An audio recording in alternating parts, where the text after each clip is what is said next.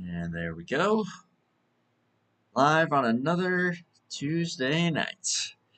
Welcome back to AOR. Welcome back to the HOBO Racing Division of AOR. Race number 6, I do believe, is the number that we're on at this point. 1, 2, 3, 4, 5, 6. Yep, we are on number 6. I could not remember the title. But Darlington game track. The lady in black, the track too tough to tame, you name it. All those cliches for this track, they are cliches for a reason.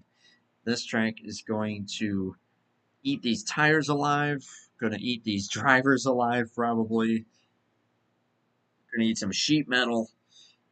This is one among the trickiest tracks that we are going to be going to throughout the entire season. Like I said, for the nature of it being the game track, low grip, open setup, realistic damage, tire wear that is going to really be killing these guys. We'll just have to see who's going to be able to manage it the best. On a really long race tonight, 129 laps on tap for tonight.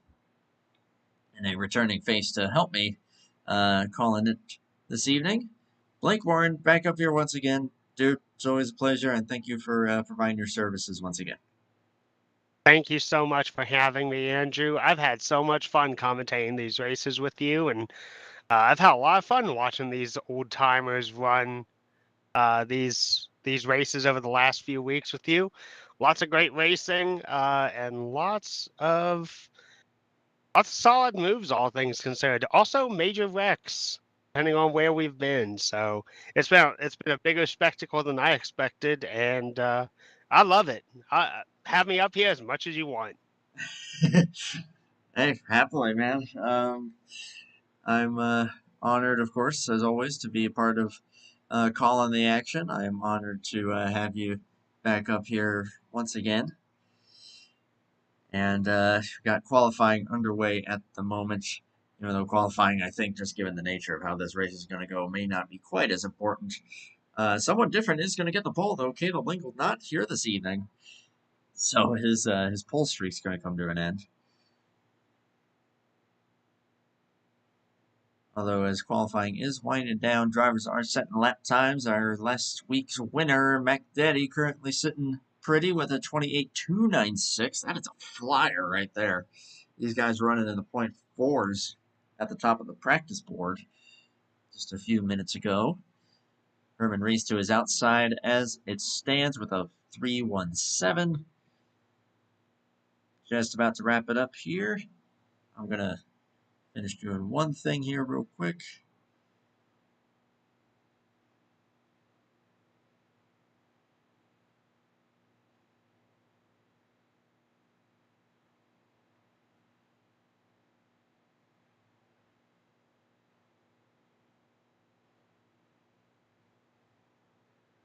And qualifying now complete.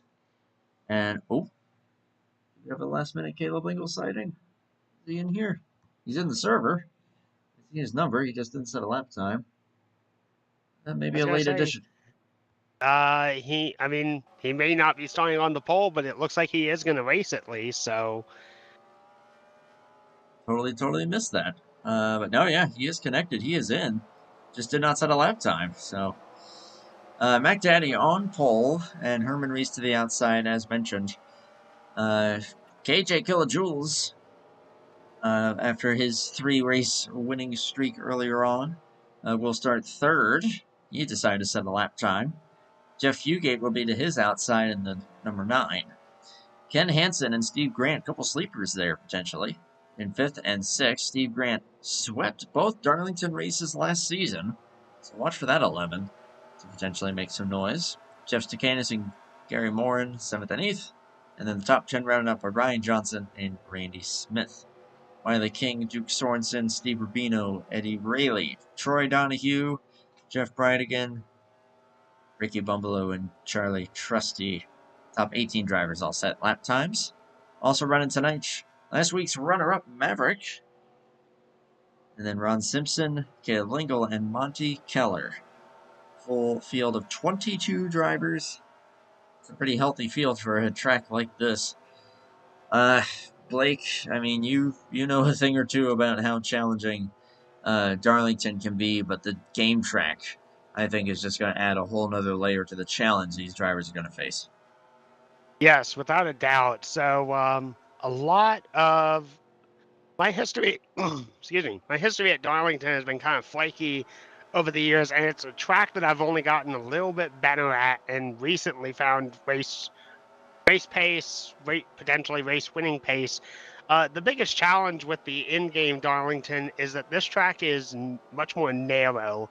I don't necessarily know to scale how much more narrow it is maybe to the actual real world track, because well, this game was made in 2003. We didn't have LiDAR system or anything like that for track scanning like what exists in iRacing, but it's definitely going to be a bit of a larger challenge. You're going to have to make sure that, especially in turns 3 and 4, that your braking and throttle control is on point. And I don't necessarily know how bumpy the original track is, but there's a couple of points on different Darlingtons that you might be able to hit a bump, like at the exit of turn 2, and it would actually rotate your car a little bit more. However, you hit that bump wrong, and it's going to send you into the outside wall.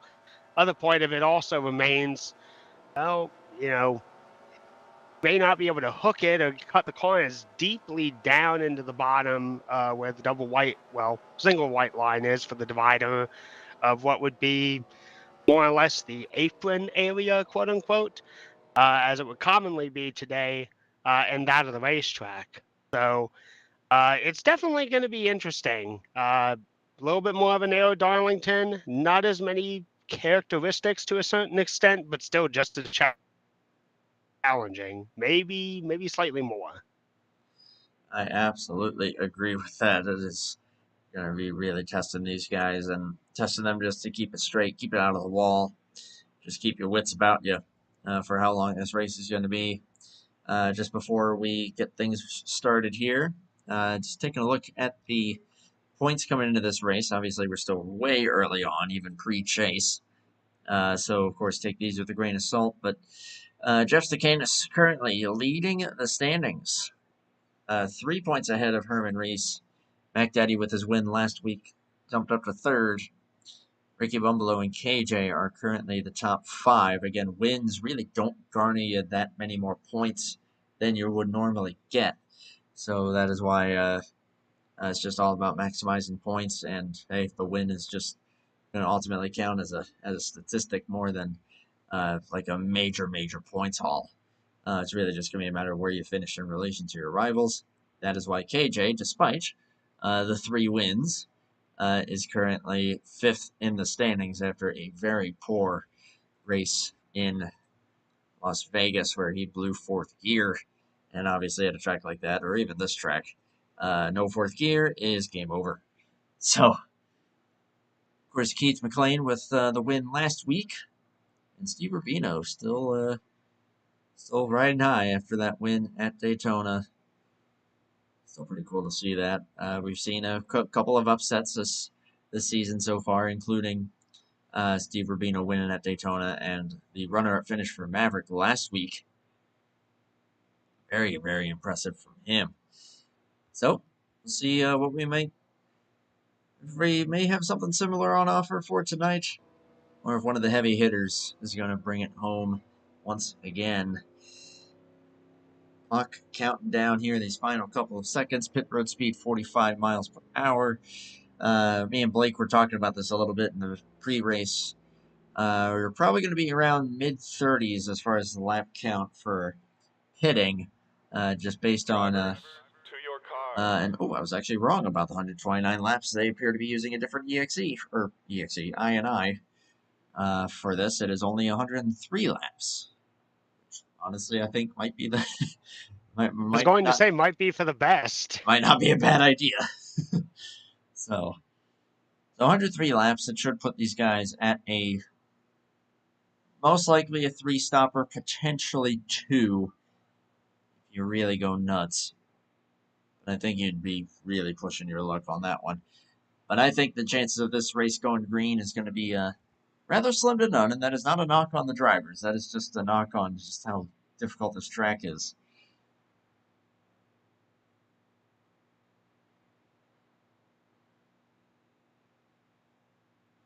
As everyone is getting ready to go here. Drivers, start your engines! Command given. So before we roll off here, I'm just going to fix one thing here super duper mega quickly. On OBS. I'm sure I'll have to fix that again later, but there we go. Alright. If I may take the wheel for just 1 minute, Darlington is typically known for a lot of leagues and, well, and kind of unfortunately, up until this year, the throwback weekend for a lot of NASCAR teams and whatnot. Well, while the paint schemes may have much changed between last week and this week, there are definitely some throwback designs or designs that could be considered throwbacks in certain ways. Keith McLean weekly running a Buddy Baker 28 Gray Ghost throwback. So certainly inspiration here. So, well, it may not be an official throwback. There's a lot of throwback inspiration to this event and to this series. Absolutely, and a lot of the guys sporting very classic-looking schemes. Steve Grant and Ken Hansen's schemes always come to my mind, even if they are never run in real life. You know, they have that classic feel to them. And same could even go for that 59 of Herman Reese. And a lot of these guys running the same paint schemes that they've been running pretty much as long as they've been running in this mod.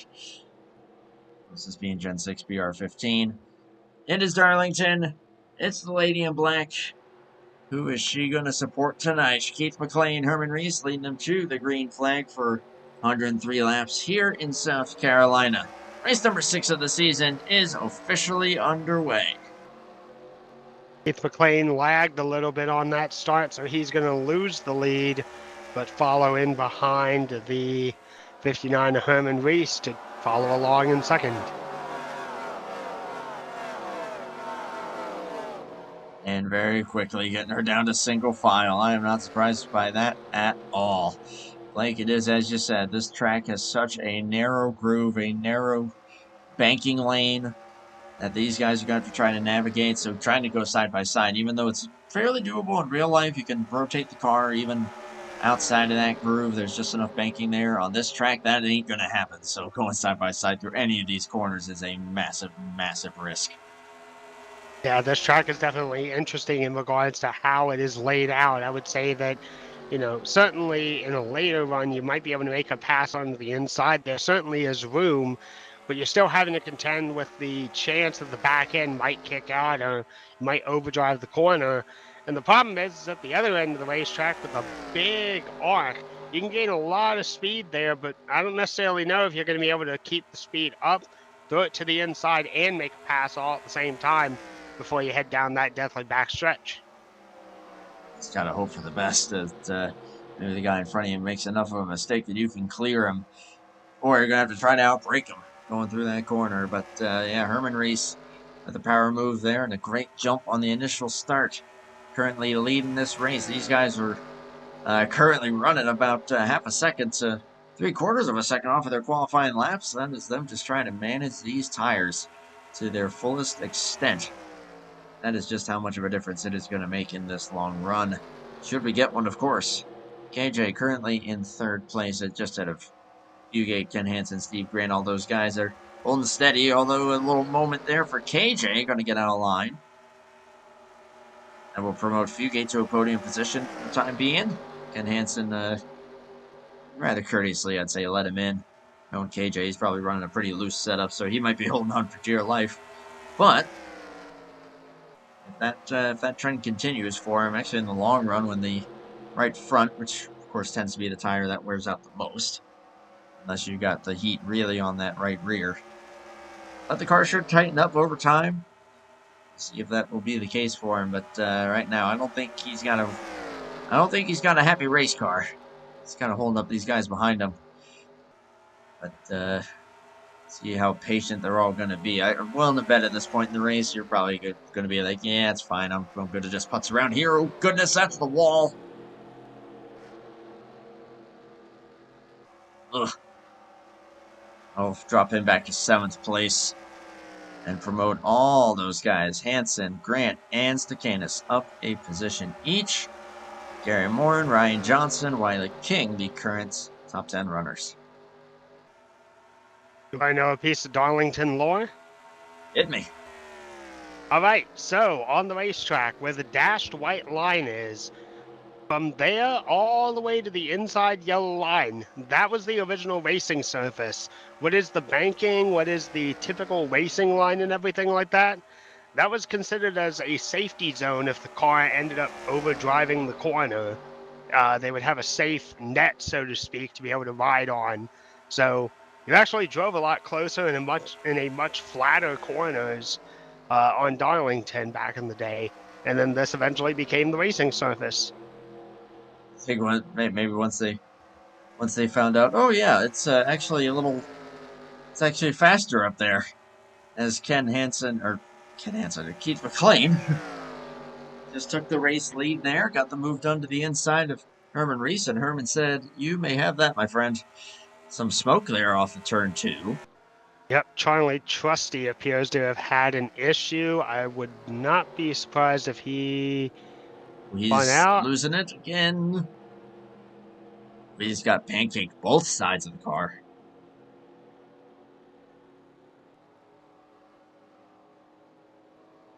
Looking like must have been an ugly night already for the 43. There's Caleb Lingle, got in late. Did not set a qualifying time, and really back in 17th, so you know that he's probably banking on some carnage and some yellows. I think KJ's going to be hoping for the same thing, as he's going to need to make some adjustments on that car. These guys have already lost about half a second off of their personal bests, and those personal bests, of course, being way off the pace from their qualifying laps. That is the nature of Darlington, and that is the nature of how much it loves to shred these tires like Swiss cheese. If you haven't been, if you ever go to the NASCAR Hall of Fame, when you go up, I think it's called the Row of Champions or something like that, which is right towards the front-facing glass of the hall.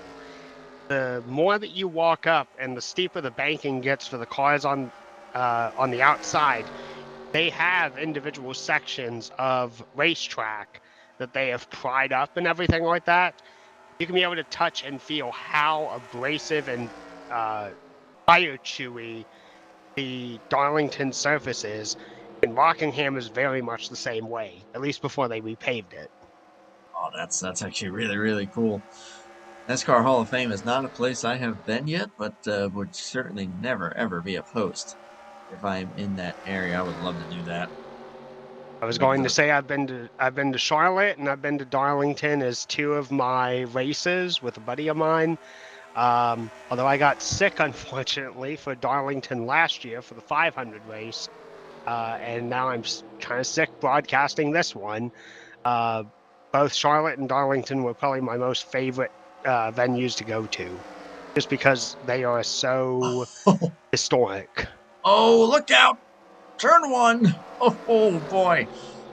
I think Jeff Stakanis was trying to let KJ go by, and KJ was like, no, man, I'm good. And Ryan Johnson was like, I could take you both if you want. And boy, that almost was a horrible miscommunication on everyone's part there. I think 31 now is starting to severely struggle. And actually making that move to the inside is the 78, so Ryan Johnson will move up a position and do it cleanly, which is not easily done at a track like this, as we've mentioned before. Troy Donahue off the pace. Currently bringing it down pit road. I don't know if Troy Donahue maybe got some early on damage. Maybe he has a tire down? Be pretty early on for that to happen. Be really early for that to happen if that were the case. Going about between 70 and 90 something miles an hour. So there's really something wrong with that 81 car. Unfortunate. Got a few guys in trouble here. Jeff Breidigan just found the wall while trying to race Duke Sorensen. And there's a few guys that have definitely been finding trouble that we have not seen. You guys with I don't know if you call it the Darlington Stripe or the Darlington Pancake. Well, pancakes do sound pretty good right now. I don't know why I'm hungry already. But I feel like we need a button that would just make Dale and Hot Junior yell pancakes. I feel like that would be a very popular thing if we managed to pull that off. Soundboard. Yeah, soundboard it up. Mac Daddy pulling away and in a hurry. Just pulled about 3/10 away from Herman Reese that lap. Currently a gap of 2.1 seconds. That he is out in front of this thing, I am not surprised in the slightest. Track does tend to do pretty well for him as well. Herman still is vibing in second place. Jeff Fugate doing the same thing in third at the moment. Then you got a little trio here, KJ, Ken Hansen, and Steve Grant. AJ looks like he's starting to come back to life here now on this longer run. We are just now closing in on lap number 20. Yeah, he's starting to make some better lap times here. So that 029 looking like probably the long run car, as he typically is. Just checking through the field here. It seems like the name of the game is going to be just trying to keep the car under you. And you're going to be in for a decent finish. 13, though. No surprise to see Caleb Lingle starting to pick guys off here. He's going to take 12th place away from Ricky Bumbelow.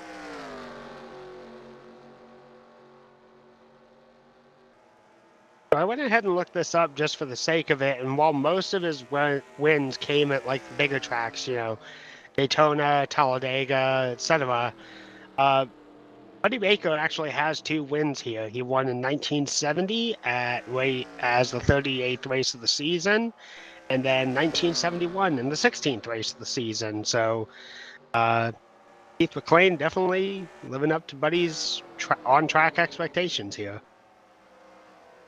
No doubt about it. Looking really, really strong, catching Duke Sorensen to put him a lap down. KJ just got up into a podium position, though. He is on the charge, just got by the 9.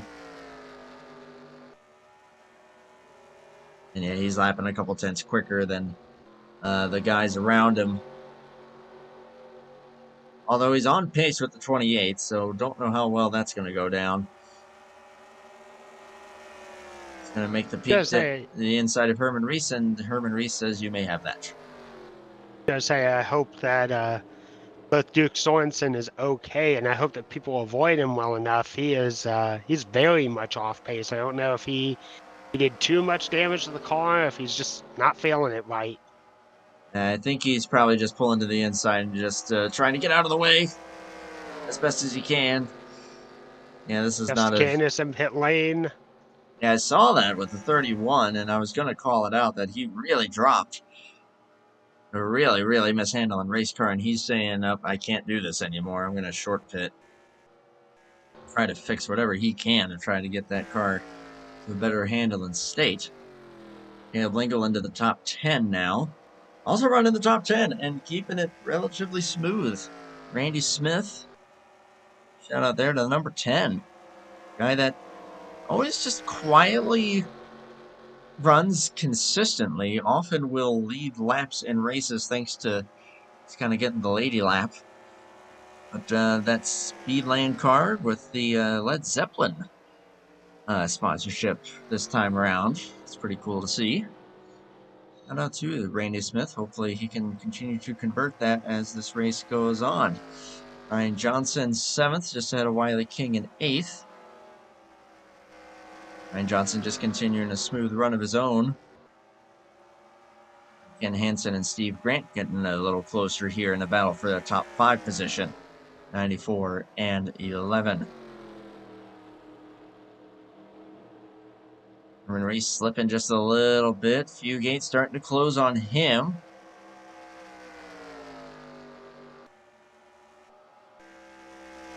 And checking the lap times between the 28 and the 029, they are just about the same.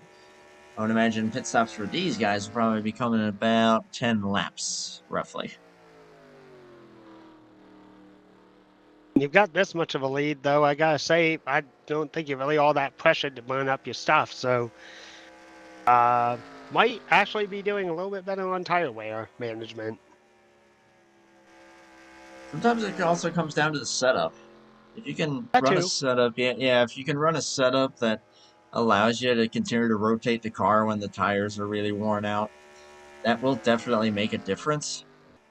But man, these guys are already nearing 3 seconds, 2.5 seconds off of their personal bests.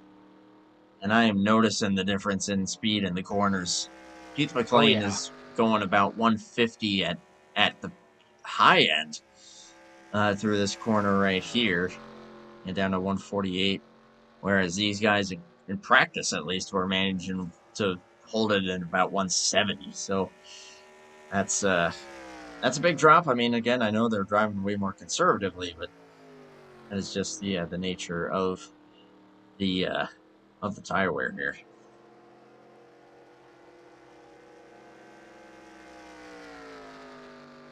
Oh, and the one thing that I would say is, like, unless it's like really egregious, as we saw in Sunday's actual NASCAR Cup Series race,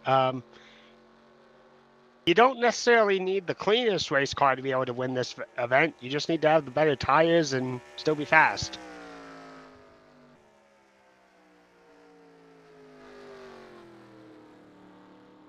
Continuing to follow Mac Daddy there through 3 and 4.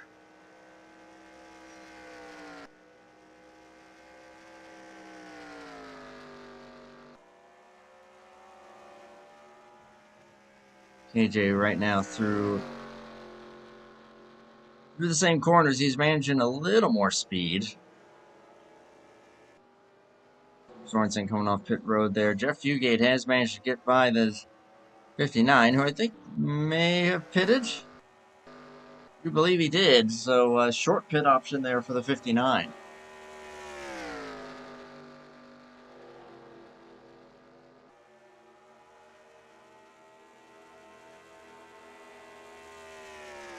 So that's going to pay dividends for him, and he should take the race lead once everything cycles through. But then, of course, he's going to be at a disadvantage later on.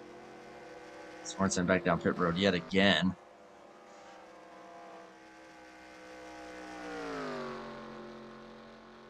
As Buffalo right now promoted into the top 10 position. Randy Smith still in P9. Caleb Lingle charging forward up into 8th.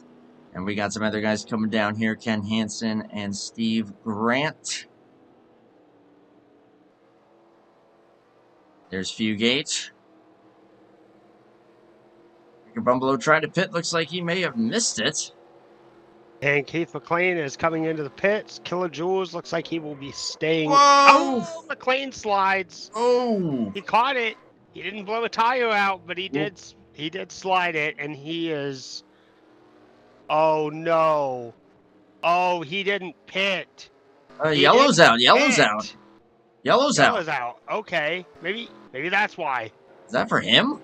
There's no way that'd be for him. He was way off the racing surface. I would be very shocked if that was for him. He was both off the racing surface and, well, was barely sideways. Yeah. I mean, good save. That's for sure. I'm looking at this right now. Okay. Was it out at this point? No. Why is the yellow out? That's my question. Just let this play through here. This is going to be very, very strange. He might be the reason why the yellow is out. That would shock me. Unless the game said... you know what? I bet you the game just did the old... there's too much debris on the track. I mean, he got whopper jawed, but he got down to 16 miles an hour, but he kept moving. Like, that's the confusing thing about this. I genuinely cannot tell if it was just the fact that he, like, blade stop or got whopper jawed or what the case is, but they don't typically bring out a yellow unless a car is like 90 degrees sideways or so. Exactly, so that's what's really throwing me off here. So that's the only thing I can guess is that the game said, is that the game threw the random debris caution, which it does do sometimes. I was been a gonna part of say, those considering before. how his car, I'm looking back on the replay, considering how his car is popping up and down, which implies a flat tire somewhere. I mean, it's just weird. That's just really weird that a caution would come out associated with all of that all at the same time. I know that timing of that just is what's throwing me off. But it's also if it was an in-game yellow just for debris or something, that would be really strange. Because man, the game had to do it at a moment when we got green flag pit stops going on. We're gonna have some guys waving around here. It looks like. Boy, this is gonna be a different one for how this is gonna stack. Oh my gosh, stack up, shake up, stack up. It'll shake Take up and the bake. stack.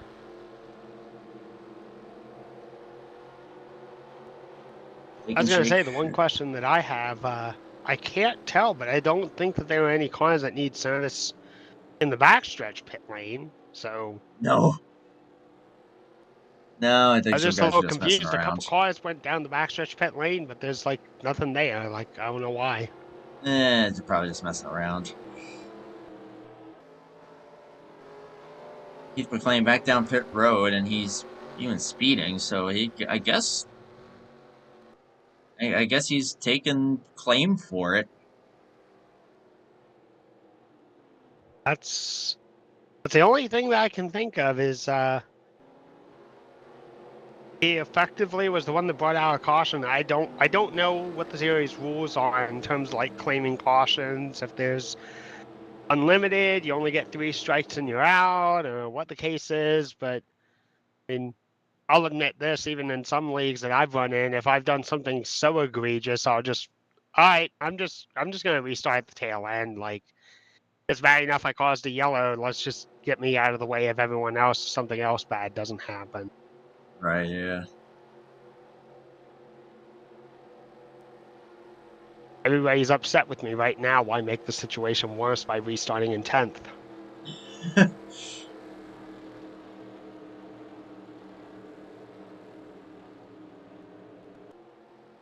Randy Smith currently scored in the lead. Like I said, getting those lady laps. He stayed out a little extra while longer.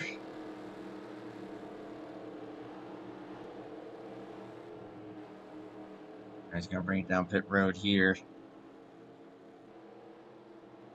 Let's see. We got some waiver rounds here on lap 32 of 103 as we take the stripe. It should go out here, and they do. Sorensen, Troy Donahue, Maverick, Herman Reese, Jeff Brightigan, Fugate, Steve Grant, Ken Hansen, all waving around. That will put KJ in the race lead.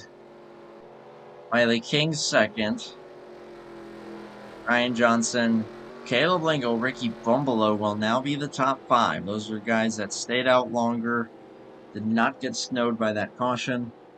They are going to be greatly promoted thanks to that.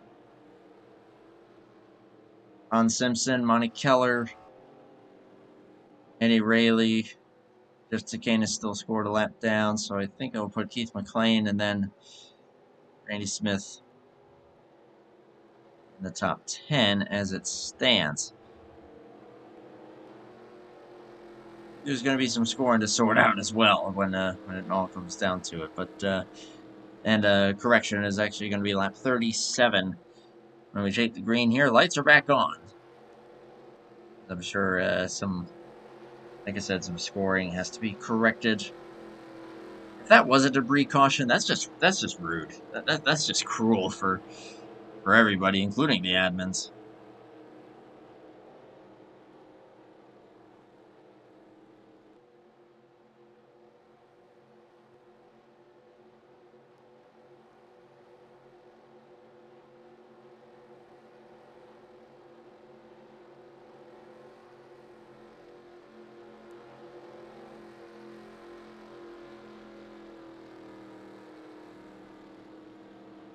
Back out.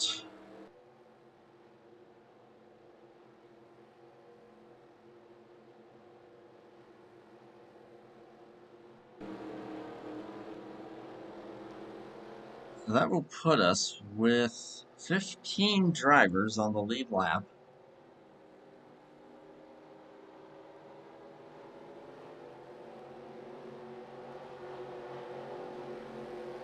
Number of guys that are going to be on the back foot here. Herman Reese.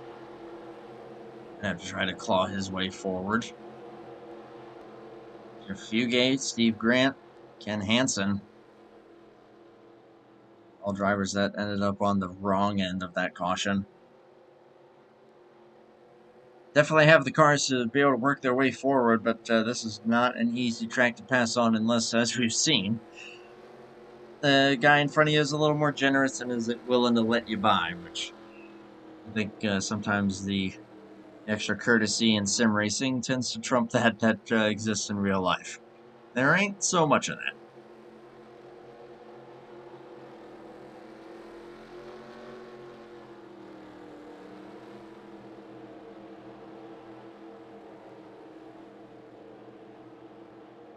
The three-time winner this season already. Kilojoule is going to lead them back to the green flag here. Wiley King going to be right behind him in the 95. I wonder what kind of pace that Speedland Pontiac's got. We'll find out here. Green flag back out. Well, a little too much as he overpowers it, spins the tires. EJ's going to check out as a result. At first, I couldn't tell if Wiley King may have had a gear issue, but nope, just on the tires. That is very easy to do on a track surface like this. KJ already gone. Wiley King at least held his position, did not lose it to Ryan Johnson. Caleb Lingle up to 4th. He was... The lap times that I was seeing from him in that long run were pretty comparable to the 28, so we're going to be keeping an eye on how he's going to be able to manage that. Ricky Bumbelow P5, highest that 85 has been so far. And a lot of comers and goers, and really all it just boiled down to was when the game decided, oh, yep, it's caution time.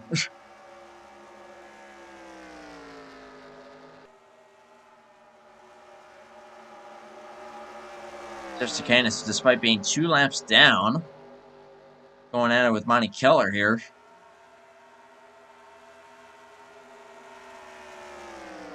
See what kind of adjustments that 31 may have made for the long run to see if he can try and recover something. He's going to need a couple yellows and maybe a wave around or a lucky dog or two in order to make it happen. But he got by Keller. He's getting by Ron Simpson. Looking pretty sporty at the moment, but we'll see if that speed will hold. Hey, a few scars isn't going to necessarily kill a car. Wiley King to the point. In the number 95, looks like KJ, again, that short run is not his strength whatsoever. Neither is his internet at the moment. KJ slipping back to 3rd, and Wiley King is going to allow Ryan Johnson to take the point in that number 78. First time we've seen Ryan Johnson lead, not just tonight, but first time in quite a while. But he is absolutely a driver that is capable of winning these things. We've seen a couple wins out of that driver last season, and I am absolutely sure that we are going to be seeing more of that from him. Didn't realize the design on the side of his car for the number. That's really, really sharp and creative. All the wings on there. Oh, yeah. Yeah, that's the big buffalo, the wings, everything about it. Kind of built the logo into the number. It looks awesome. Oh, yeah. Hey, that is what inspired when I met up with one Mr. Zach Rogers in real life last year. It was that car that inspired the place that we went to go and eat. And I can definitely say that it is a place that I am more than happy to go to at any Wiley King, though, still giving him a run for his money. Really really looking good. He's got a great run off of turn 2, but he is not going to take it as of yet. I'm sure these guys are just counting the laps while they can, because that 029 is going to be coming to life based on what we saw earlier on. 13 is sticking with them, and so is that 85. Very, very impressive. And Jeff Stakanis also looking pretty good, but 2 laps down, so not in the race for these positions. We're about 8 laps away from the approximate halfway point. The 85 really actually hounding Caleb quite a bit here. That's Blake. I'm sure that's just kind of what you got to do at this track. You just force the guy into a mistake, and you're able to take advantage of it pretty quickly. It's going to be the easiest way to make a move at this track. I think the big question is simply this. Are you actually going to play the shark, or are you just pretending to be the shark? Oh, I see what you mean. You actually have the car to do it, or are you just kind of putzing around? And Well, more to the point, like, one thing that I've found even in my driving is that sometimes you can force someone into making a mistake by being overly aggressive, like showing that you've got more to your hand. But once you get by them, you may not be able to continue that momentum or keep that speed to be able to stay ahead of them, and then they'll just come right on back. yeah, I think that's I think the 029 is proven that fact.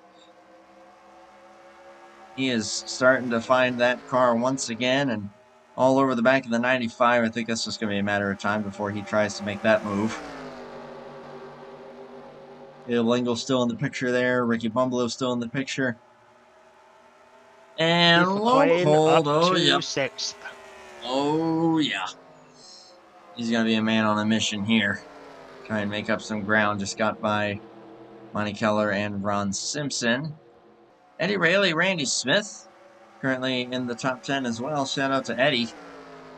Highest we've seen at 112 so far in this race. And, oh boy, they are getting mighty close up here as Wiley King finally took the move and is now up into the race lead. Ryan Johnson bails out of line, lets KJ by. Caleb's going to try and do the same thing, and we are side by side through 3 and 4.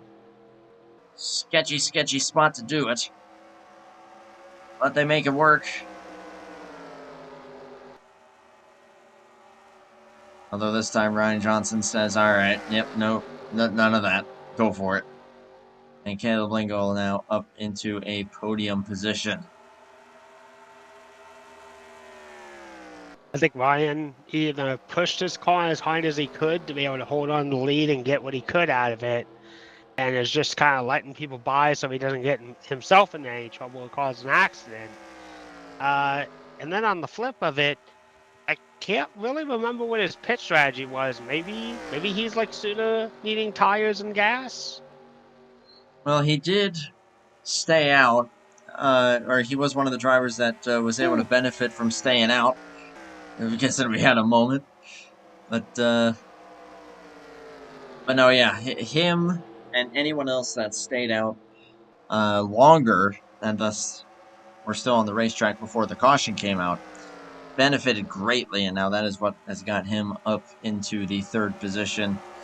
I mean, of course, a lot of pace as well, but definitely needed some luck with that caution in order to get that track position as quickly as he did, and now he has taken full advantage of it and is in a podium position. Trying to run down Wiley King now for that runner-up. But Wiley really didn't put up too much of a fight for that 029. And right now, KJ is checking out just like the 28 did earlier. But we are now into the second half of this race.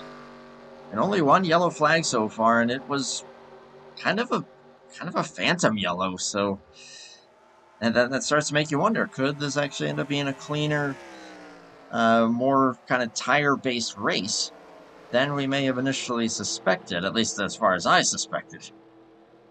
I mean, I think that's entirely possible. We talked about this around Daytona and into the few weeks that we were working together, but you know, these guys race each other with a lot of respect and a lot of class and dignity between one another. So I mean, while others may be more willing to make bonsai moves and everything like that, there's also nothing wrong with just being incredibly patient and just letting the track and time come to you.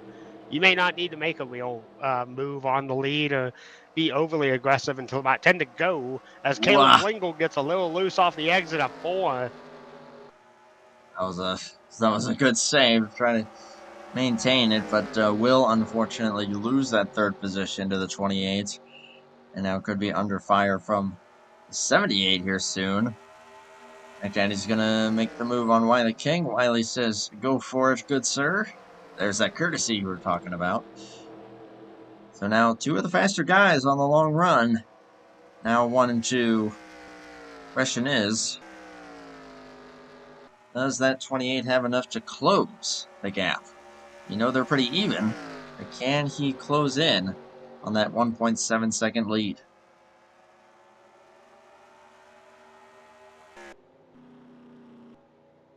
Guys on pit road, Steve Rubino.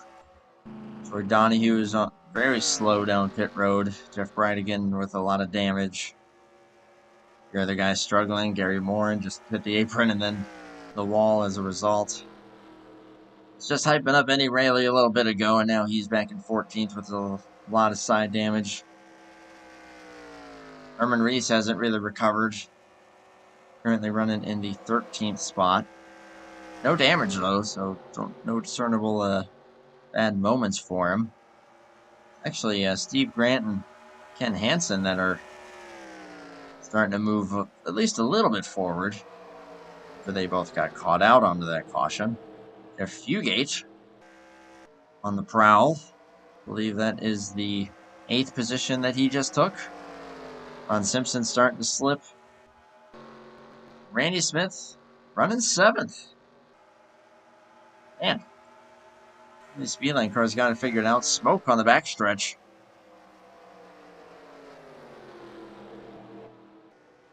I think we're getting to the point now where there's going to be a lot of stuff happening that we might not necessarily see initially.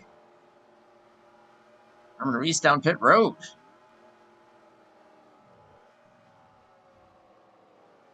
And based on his first run, that might not be too surprising, and I'm sure that he's banking on the undercut and hoping that he doesn't get caught out by a caution yet again.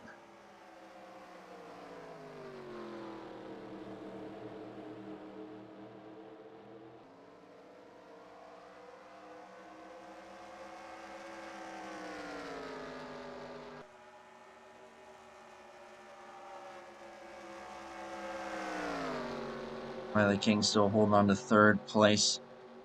Currently just in front of the 31. Again, stiff Stacanis 2 laps down. Although Wiley's going to let him have that. Could bring Caleb into the fray here for that podium. Possible incoming caution. Troy Donahue heavily off the pace. Uh-oh. The speed is going up, but he is barely moving. It is not going to be a good night here for that 81. He's barely even putzing down pit road. He's doing about 25. Gary Morin on pit road to fix the car. Caleb Lingle has gotten by the 95. And whoa, Jeff Stacanis loose off of 4, man, just to catch it. The wall kind of helped him out a little bit, but great save nonetheless. I'd at least one that driver out of wall, it. But yeah. 2 drivers out of the race, Steve Rubino and Charlie Trusty at the moment. Donahue is 9 down at the moment, 9 laps down, but given the fact that he's still out there at all, he'll at least pick off 1 more position. Kilojoules out there with a lead of 2.35 last time they crossed the line. So that gap is growing. Kilojoules looking to get his 4th win of the season already. I'll tell you, Mac Daddy was the man to beat last year, along with Herman Reese. This time around, AJ's looking like he could be the favorite. Obviously, it's still this early in the season. He can't be making such bold predictions, and especially if that happens, he's well glued. He gets it off of there somehow. Loss of speed is evident. What was about a quarter and a half change now shrank down to what I would assume to be maybe about 2 seconds. Now let's take a look here at the lap times. 32.9, 31.8. That was a whole second gained. So 1.37. Sir KJ felt that and went, okay, let's not do that again. Question is, are these guys in a position where they can do it on one more stop? You're within 40 laps to go. Currently 39 to go. I would approximate maybe they pit with about 20 laps to go, get tires, fuel. They would maybe have enough gas to be able to make it to the end, and then tires might be a little short, but if you just linger, my apologies, linger on, Caleb Lingle is in third place, but linger on and don't drive too aggressively, you might be able to make it to the end on tires as well. Gotta manage these things. That's all you can do. There's a little wiggle there from the 28. KJ finding his pace once again, just gained 0.2 back. Lap 67 of 103. Will one more pit stop be doable? It's going to be the big question as, yeah, some more scattering going on back here. Ryan Johnson, currently 4th place. Wiley King, P5. Kerry Morin on fresh tires. And it is very evident. Ricky Bumbalo currently in 6th. Steve Grant just got by Randy Smith for the 7th position. Almost loses it. Randy Smith is actually going to drop back to the 9th spot. Lets Ken Hansen go past him. And you got to go back quite a ways. 10th place, Ron Simpson. Or at least he was 10th. I believe he may have just given that position up to the 59. And the comers and goers are quite evident now. Maverick down pit road. Awkward moment here for Wiley King. He's going to try to let a couple guys go. And will do so as Monty Keller on fresh rubber. And just look at the speed difference. It's through the corner. My goodness, and then just how quickly that translates. The speed difference is almost dangerous when you get to that level.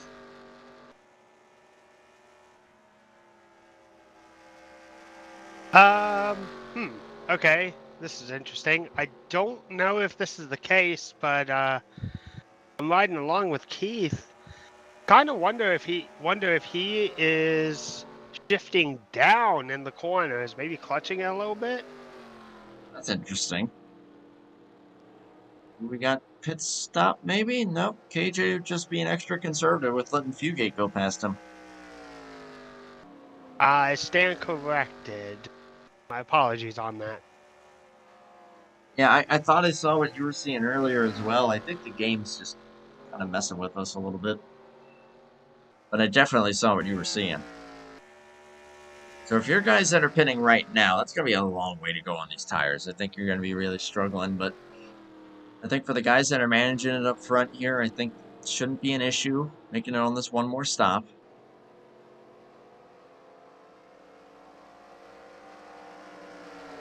As it's not very often that you find yourself needing to manage lap traffic by letting them by. That's a different one. And yet that's what a lot of these guys are doing because a lot of the field is pitted at this point. On Simpson coming off pit road in the 25. McLean is coming down into the pits. Let's hope that he can be able to keep it steady. Out in the yellow, loops it back in. Gets it under speed. Hopefully enough to not get a speeding penalty and be able to keep up the momentum needed. Ryan Johnson, Steve Grant, Ricky Bumbalo also in this lap. That's going to be a game changer there for Mac Daddy. We'll see how much of a lead he's going to have, even though it's only a 1 lap difference, as KJ brings it in now. Now in pits. Yep. Oh, he might have should be beaten just it, fine. but looked like he cooked it by just a moment, but he might be good. Caleb also in now. Blake, here's what's going to be interesting. The speed difference.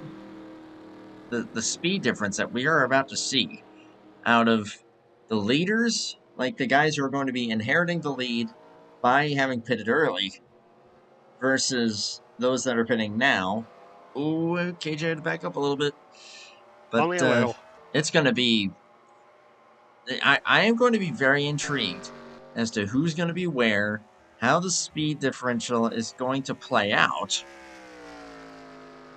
And of course, if we do manage to go green to the end here, which I'd say we're trending in that direction for a single caution Darlington race and a caution that really didn't need to happen. Yeah, I was just about to say, for a caution that that probably shouldn't or didn't need to happen. And although I can't tell if the standings... Okay, Herman is leading. But I think there's Kilojoules. Oh, 28 in the outside wall. Oh, you're kidding me. Kept it going, but I think he overcooked the corner a little bit. As long as it doesn't affect his handling. No really visible damage, so that's good. He did not close as much as I thought he would on the 029. Fugate is second, and yeah, like you said, Herman Reese is leading, but we got Eddie Rayleigh and Troy Donahue in trouble. Oh no, that's right in front of the leaders, and that is going to be a yellow. Turn 4. Going to be trouble corner for these guys, and the first legit caution of the race is now out.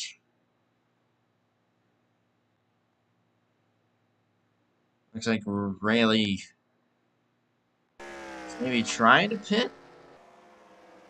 Had something happen to him on the backstretch.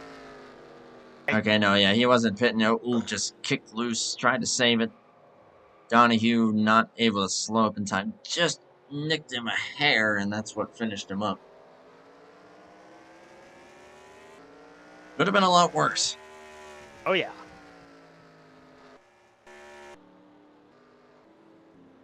Well, well, well, Mr. Herman Reese. He pitted the earliest out of everyone.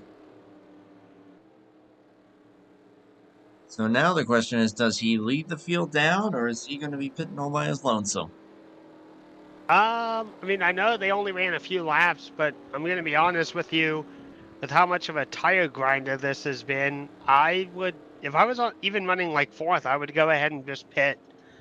Tires are free, gas is free. I don't think that they necessarily have a tire limit, so... No, to my knowledge, they do not. And it looks like that decision, well, I not unanimous. There's a handful of guys keeping it out there, but Mac Daddy, KJ, Fugate, and Herman all pitting, so that's the top 4. I believe Wiley King will be the first to stay out. Or no. And we'll wait for scoring to update. Wiley, something must have happened to him. 17th, see a lap down. Yes, he's 2 down and may have had a penalty of some sort. Man, that's how easy it is to miss this stuff. So I'm going to put Caleb Lingle into the race lead. Again, we'll confirm with scoring once they come back around. Oh, this is going to be interesting. A very, very mixed up field here.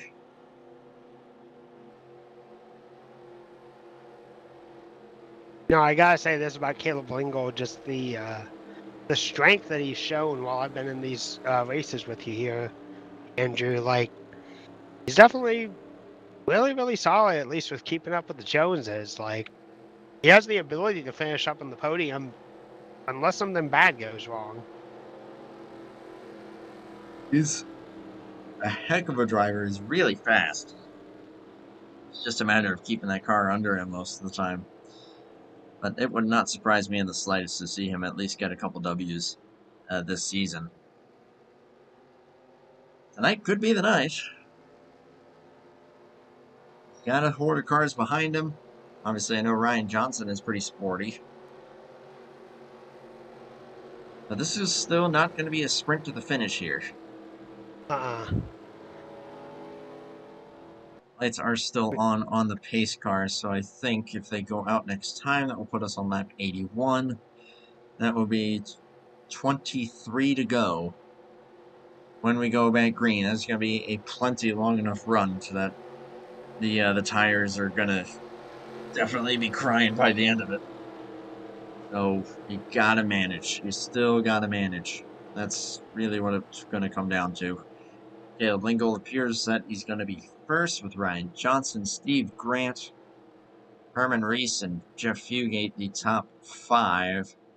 So the top 3 have all stayed out. This is a strategy that won Steve Grant the races that he did last year.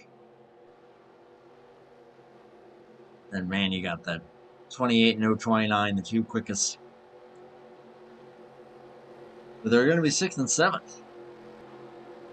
Do they have enough time to get it up there? And are we going to be clean to the end? Clean to the end, that's the big question. I don't really have any doubts if the race stays green that they can't make it up there, to be honest. Definitely have the speed to do it. Big question's going to be, will they be able to pick off these guys in a manner that's not going to compromise anybody? That's just the nature of Darlington. It feels like you're trying to pass at the Monaco Grand Prix. How narrow it is. Oh, I've raced at Monaco. I hate it. That is incredibly narrow.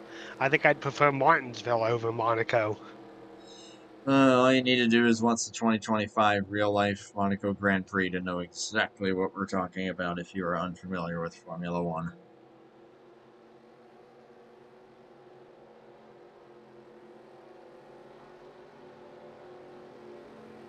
$13, 78, 11, 59, and 9 going to be the top 5 here. Duke Sorensen going to pull low. Try and get out of the way there. He's multiple laps down. Currently scored 19th. Troy Donahue has also called it a race. Eddie Rayleigh's still out there. Currently first car lap down. 13 cars on the lead lap as it is currently scored.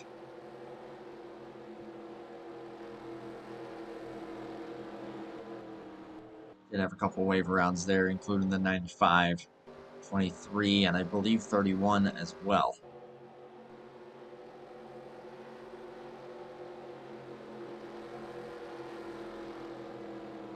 $23 laps to go.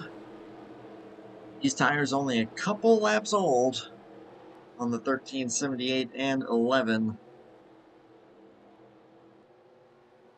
But is that going to be the difference maker? Do they have the pace to try and keep it up there for this run? Green flag is going to come back out here after the first caution for incident this late in the going. And a very, very nice jump there for both guys. KJ is going to try to make a move underneath of Keith and will successfully do so. It's going to try to follow suit on Fugate. Aggressive, but it's going to pay off. And aggressively successful. Aggressively successful. And that is the very last thing that anyone up here in the top 3 wanted to see. Very ballsy pass. Yeah. I would always want agree to keep with an that. emergency pair of pants on after you try to do something like that. Herman Reese just got passed, and mind you, those guys are on the same tires. the 029 and 59. But we also know that 029 on the short run has been very, very sketchy. So we'll see if he's going to be able to hold on to it and if that speed will convert. He's going to take a peek. Steve is not going to let him have it. Late in the race now. I think he's going to push the aggression button there on the 11. The He's wiggle hunting there him out of down Furman. like shark food. Ooh. Everyone checks up there a little bit as they enter turn 3. So far, so clean, though.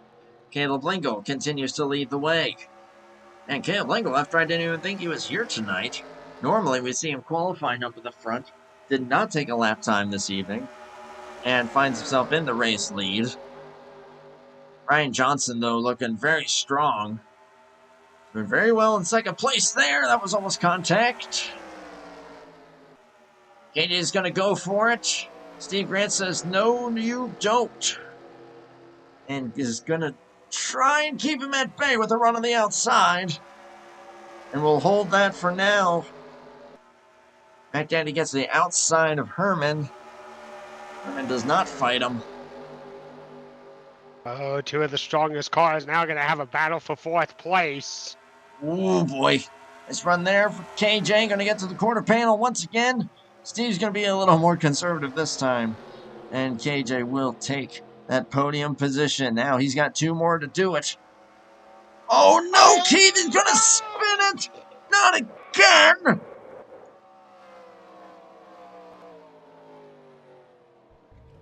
Four weeks in a row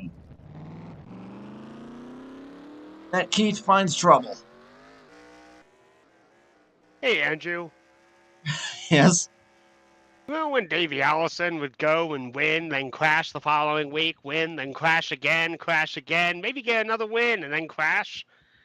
Keith's experiencing that every week, all at the same time. He doesn't even get a break each week. No, he doesn't. I mean, heck, he spun out last week and went on to win, but that was earlier on in the race. This is dire straits here.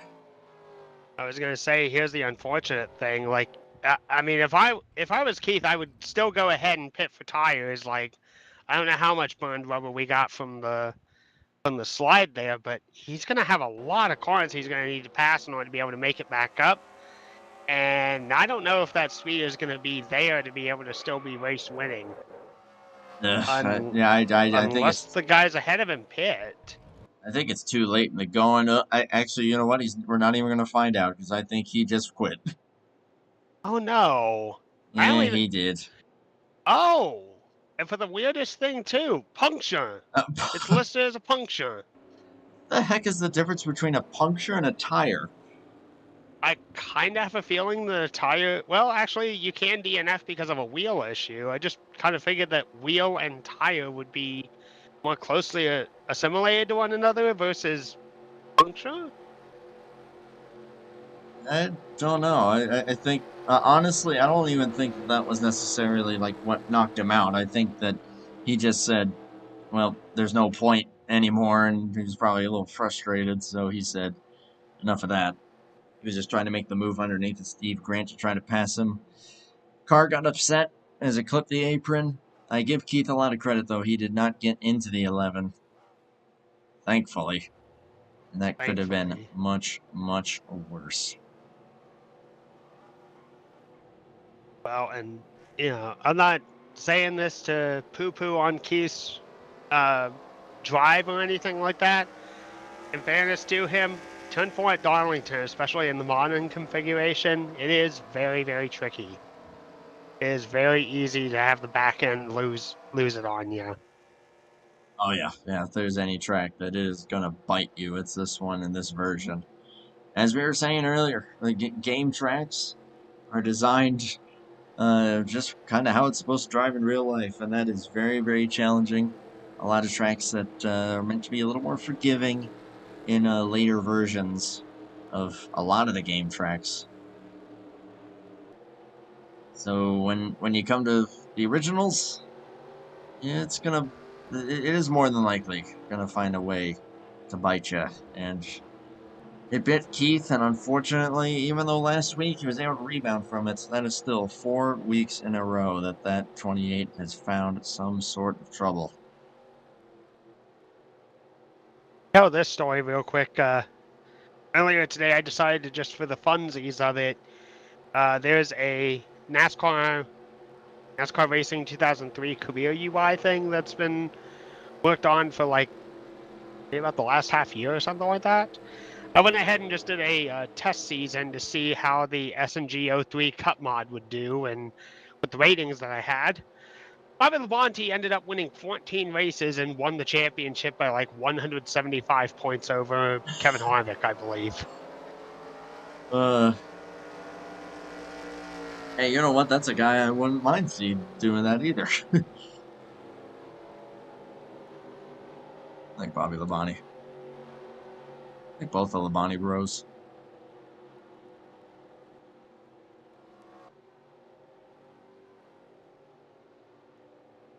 I wish I actually remembered seeing Terry Labonte win his final Cup Series race. I've seen it in replay, but I don't remember sitting down and watching it as a child. I do remember watching his last Daytona 500. Which he wrecked in. I mean, then again, he was driving for, what was it, Go Fast Racing at that point? So. Most likely by that point. I still remember seeing Bill Elliott's like final Cup Series race in the number 50 Walmart car. Yeah. And then he made like a random Xfinity start at Road America once. Yep. Like, that wasn't even that long ago. That may have even been the same race that Matt Tifft and Jeremy Clements had their deal. Fun fact, Bill Elliott had to run rookie stripes for that event. Had to run what? He had to run rookie stripes for that event. He had never run in an Xfinity race before. Oh. Oh, that's nuts. Yeah. Hey, I mean, you know, even if you're a Cup Series veteran, but you've been out of the sport for like years, I don't know, maybe that's not a bad play. I do miss the old rookie stripes, though. They don't put them on rookie cars anymore. Yeah. Well, check this out. Caleb Lingo, Ryan Johnson, KJ the top 3. Everybody now on equal tires. Steve Grant, Herman Reese in the top 5. And these two hold off that 029. Ken Hansen, Ricky Bumbalow, Jeff Fugate, Ron Simpson, Monty Keller, the current top 10. Shout out to Monty if he's able to hold on to that ride. Going to be 13 laps to go. You're at the green. There's another thing to note. Caleb Lingle. He is not going to let you pass him for the life of him. Very aggressive. I was going to say, if there's one thing that I've definitely learned about Caleb Lingle in the last few weeks, he's got the speed to be a race winner. He just needs to execute being a race winner. And I'd say this is as good of a time as ever. It's a win at Darlington on the line. 13 laps to decide it. And a nice restart for both guys. Although even better for KJ. Thought about it. Oh, he's going for it. He's trying the outside. He's going to try to get a run. There's going to be room, though. Can he cross him over? He's going to take a peek. Not yet. He's going to make Ryan think about it. But not yet. He's still got plenty of time. Coming 12 laps to go. Top 3 all under a blanket here. Steve Grant, Herman Reese waiting back in the wings. A few car lengths behind them.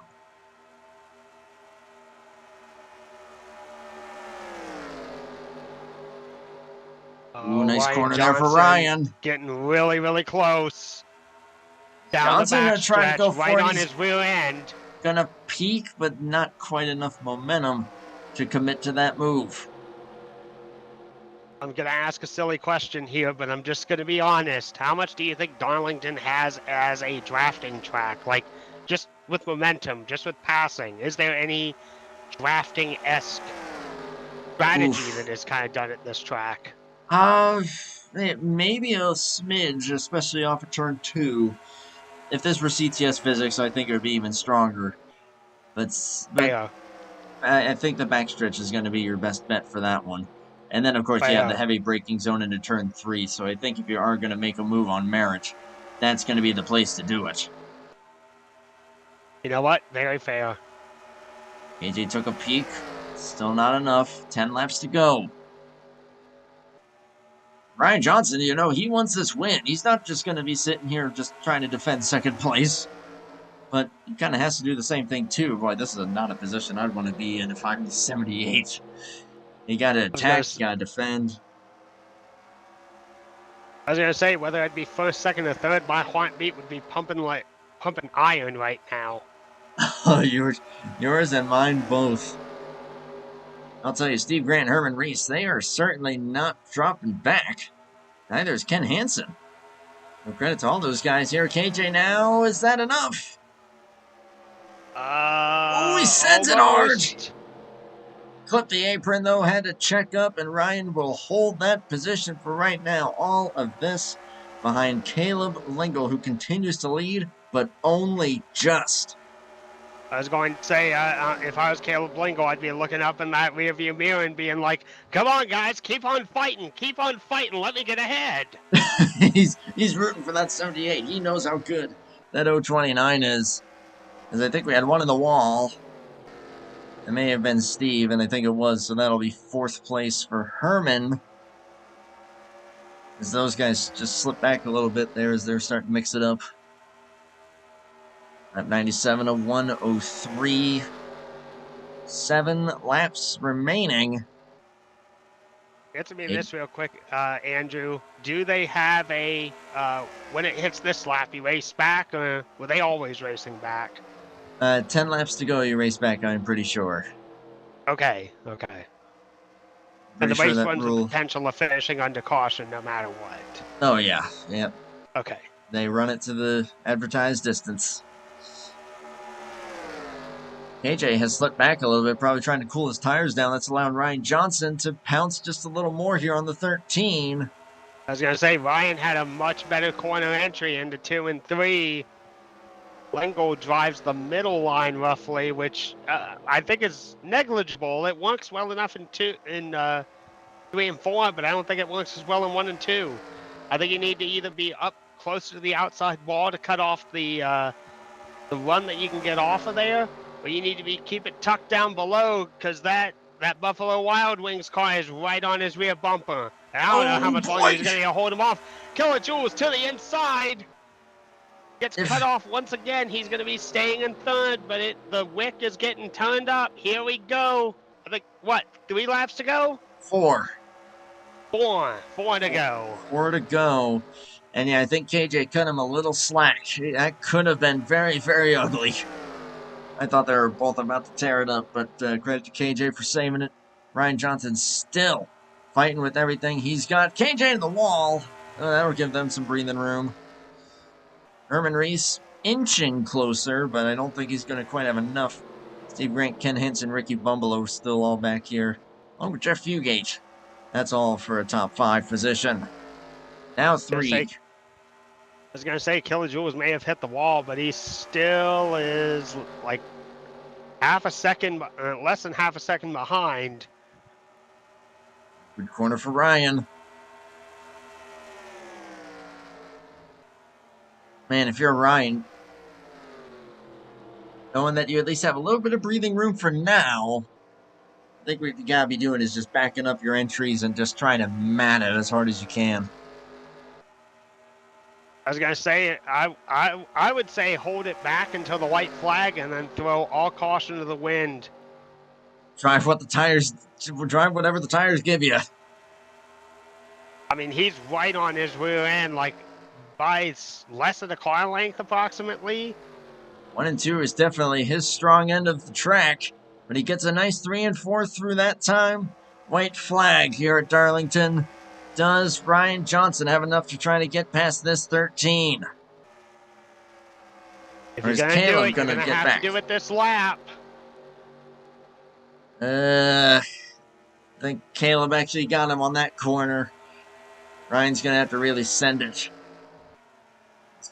He's gonna try, but He not does what he can, but he does fairly. gonna go too crazy with it. It's gonna be a podium finish for Ryan. It is gonna be a W for Caleb Lingle, his first of the season, after starting at the rear. Worst to first, 103 laps. Got it done. And credit to those guys and also KJ. They fought hard, but they kept it clean and they managed their stuff very, very well.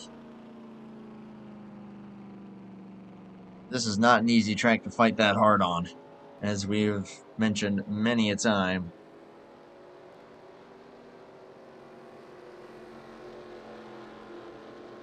KJ definitely had the car to beat, as did the 28 of Mac Daddy. Unfortunately, it is going to be yet another heartbreaker for Keith McLean. KJ, oh so close. But thanks to some lucky cautions and a dang good race car, 13 for the first time in 2026. Gonna burn it down, and that is gorgeous. Oh, love it. Race car is gonna even congratulate him.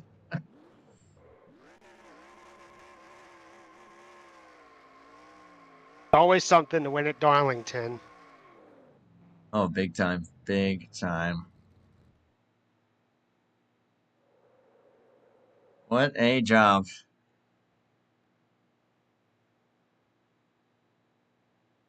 So top three, Caleb Lingo, Ryan Johnson, kilojoules. 0.6 of a second separating all three of them. That's pretty impressive for a Darlington race. Herman Reese will finish fourth. Steve Grant with the top five. So definitely Darlington continues to remain one of his favorite tracks. Ken Hansen, Ricky Bumbler, Randy Smith, Ron Simpson, and Monty Keller, the top 10.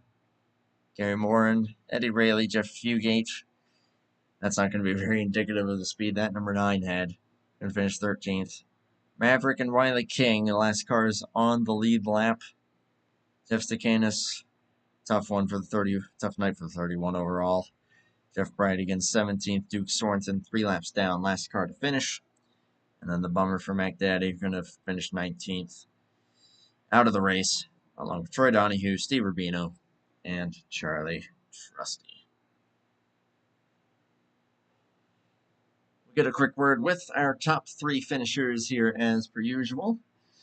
We're going to start with, I would arguably say, probably one of the quickest drivers of the night, and nearly had win number 4. User was moved to your channel. And that is KJ. KJ, do you copy? Yes, sir. I got you, Andrew. How you doing? Hey, doing good, man. That was tiring to watch, man. It was this is Darlington, and I know that it was rough, but yes, it still seemed like in the long run that 029 was one of the fastest cars out there. But just trying to pass seemed like such a different animal. Talk me through just how you were trying to get past that 78. It's so hard to pass, especially on fresh tires. Everybody's pretty much running the same speed. You got to set the passes up coming out of the corner because the entries are so tight. If you try to go up under somebody in the corner, you're more than likely going to push up and wreck them. So you really got to time that run right. And I was hoping to get the jump on Ryan. And when I didn't get him going into 3 that first time, I was just trying to move around and keep moving in the mirror. Maybe I'll make him miss the corner a little bit. There was a couple times I had a chance, but you can't really pass them unless they mess up. That's really the only way you can do that here, unless you put the other guy in a bad position.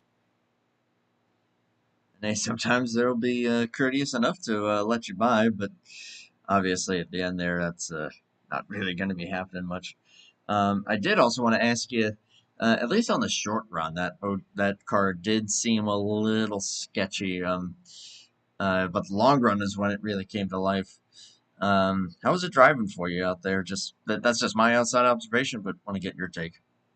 Well, if you're referring to the first time I put it in the wall, I didn't get any practice. So the first run of that race was my practice. I overdrove it a little bit the first run, and I took what I learned from that and I applied it to that second run, and I slowed down my initial pace. This is the track, you've heard it a million times. You really got to race this track. You can't worry about racing who's around you. There's a lap time that your set works good at, and that's what I was trying to focus on hitting from the first lap of the restarts. I'd run hard, and then after that, I'd run that pace. If somebody was running harder than me, I'd let them go, because more than likely I would catch them 5 or 10 laps later, and that's pretty much how it went. Keith had a really fast car. I don't know if I'd have caught Keith if we didn't get that caution or not, but didn't work out that way. I didn't want to see that last caution either, but that's how racing goes.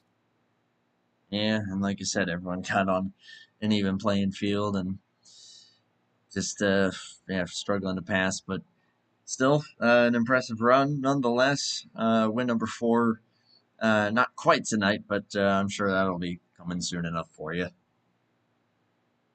I kept all the gears in it, Andrew. That was the goal tonight. Just don't shred a gear. And all 4 gears in it at the end of it. So that's a win in of itself. Blake, you got anything for KJ? Not significantly. You ran an amazing race tonight, fast as always. But kudos to you on this. You both drove very, very respectfully, and when you knew that the steam was burned out, you went ahead and let people by as need be. You weren't too overly aggressive on trying to defend, so sucks that you didn't win, but you had a very, very respectable race all the same, and that's nothing to be ashamed at. Yeah, I'll take the third, Blake. I could have tried for second, but there's always a chance you wreck somebody, and there's no point in making enemies this early in the season. So points, we're looking at points, not really the wins. So just keep racking up good points finishes. Save the enemies for later in the season, right? Yeah, you wreck them in the last race. That way they can't pay you back. That's right. I was going to say make your enemies by getting wins. Show your dominance. Do it that way. Well, he's done that plenty. That's for sure. KJ, very well done tonight, my man. Good third place and another good points haul for you. As per usual, though, whatever you'd like to close out with, floor is yours. Yeah, first of all, as always, thank you, Andrew. Blake here at Top Trackster for broadcasting. Darlington's a real fun track. I don't know if you went in anybody throughout the run, but there's every lap you go a little slower and a little slower. You really got to race that track, and there's a certain line you got to run. It's a real fun track. A lot of people hate it, but once you figure it out, to me, it's one of the most fun tracks you can race on this game. So that was a good race, especially for Darlington. Darlington can tend to be a crapshoot either way, but we had a lot of good runs. Green flag pit stop, which you don't get at Darlington a lot. So kudos to everybody who raced tonight. That was good, clean racing for everybody, give and take. Shout out to my teammates. It sucks. Pits there, and then he had another good car. All the teammates had good cars tonight. Give a shout out to my mom and my wife. They were watching, so thanks to them for watching. Everybody watching tonight on the broadcast. I'll go back and watch it like I always do. Thank all the admins here at HOBO who run this league, and AOR for letting us run over here. So appreciate everything everybody does each and every week, and I'll be back here next week. I don't even know where we're at, but I'll be here. Martinsville. Oh, yay. I'll be here. We're going to have fun with that one. But until then, though, man, you have a good night and great job. All right. Thank you, guys. User was moved out of your channel. TJ with the third place for tonight. Runner-up, though, to Caleb was this guy right User here. was moved to your channel. That was Ryan Johnson. Ryan, do you copy? Got a copy. Right on, man. Runner-up for you.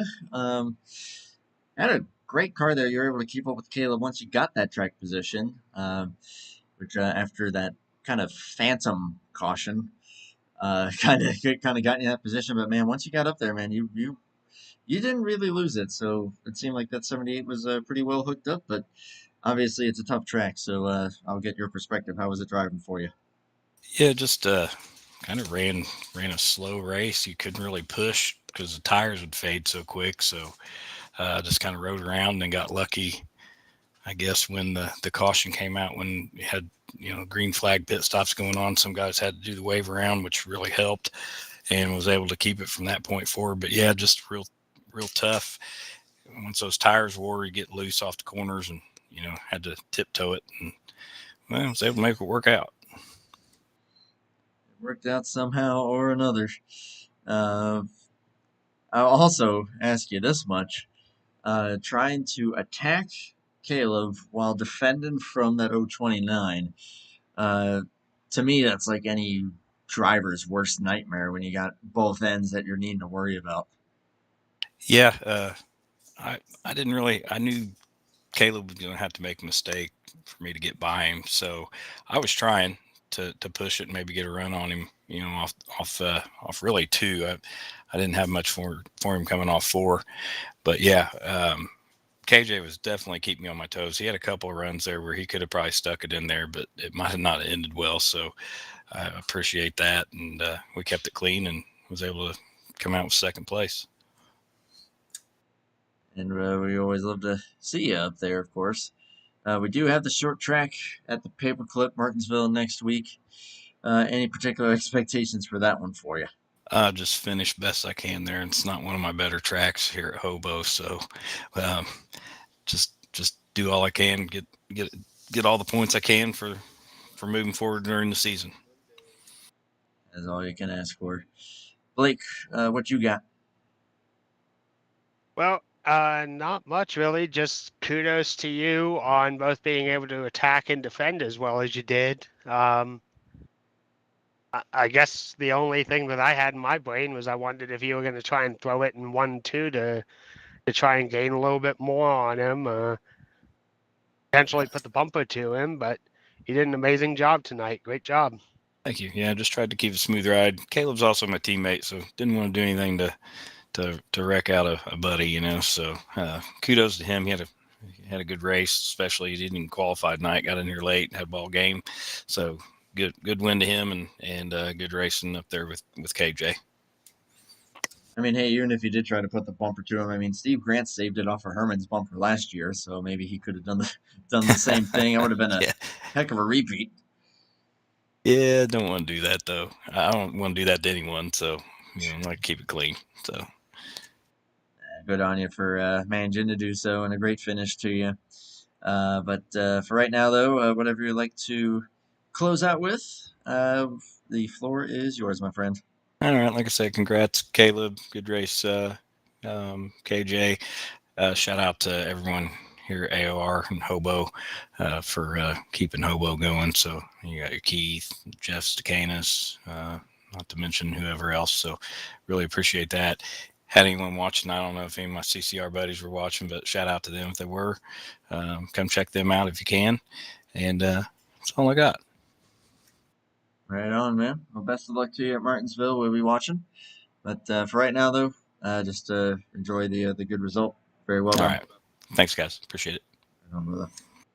User was moved out of your channel. I was runner-up Ryan Johnson to this guy, Caleb Lingle. User was moved to your channel. From the back to the front.